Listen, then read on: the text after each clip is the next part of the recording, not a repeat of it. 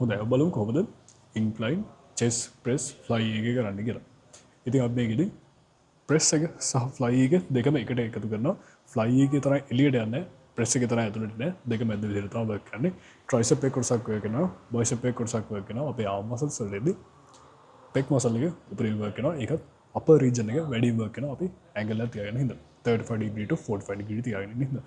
ඒ වගේම අපේ ෂෝල්ඩර් ඉස්සරහා anterior deltoid එක slightly work කරනවා.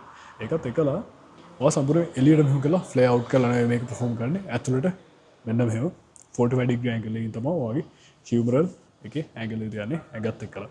හොඳයි. අදාළ සජෙස්ට් කරලා දෙන weight එක ගන්න. ඊට පස්සේ තමයි ඔයා මේක කරන්න හදන්නේ. ගත්තා. ඔයගේ thumb එකයි dumbbell එකයි අතර angle එකක් තියාගන්න. space එකක් තියාගන්න. ඒකත් එක්කලා ඔයගේ සුලගිල්ලයි dumbbell එක අතර කිසිම ස්පේස් එකක් තියාගන්න.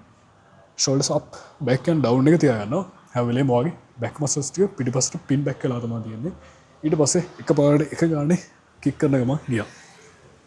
තවදුරටත් retraction එක තියාගන්න. මම අර වීඩියෝස් වල කියලා දුන්නා වගේ හරියට leg drive එක පාවිච්චි කරලා හදාගත්තා.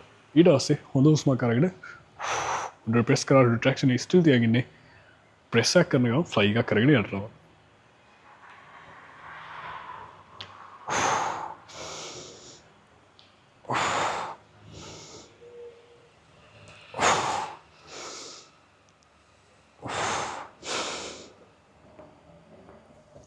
ඊට පස්සේ ඒ ගැම්මට ගිහිල්ලා මේක තිබ්බා.